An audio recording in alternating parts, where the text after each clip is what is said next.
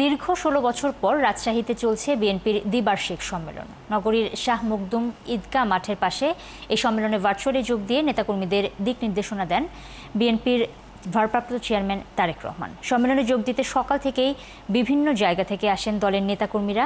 পরে বেলা ২:৩০টার দিকে জাতীয় সঙ্গীত গাওয়ার মধ্য দিয়ে শুরু হয় সম্মেলন, যেখানে লন্ডন থেকে ভার্চুয়ালি যোগ দেন প্রধান অতিথির দলের ভারপ্রাপ্ত চেয়ারম্যান তারেক রহমান। এ সময় তিনি নেতাকর্মীদের শুভেচ্ছা জানান এবং আগামী নির্বাচন উপলক্ষে দলের নেতাকর্মীদের দিক নির্দেশনা দেন।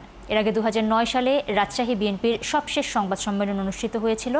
সেখানে মিজানুর হক মিনু সভাপতি এবং শফিকুল হক মিলন সাধারণ সম্পাদক নির্বাচিত হন।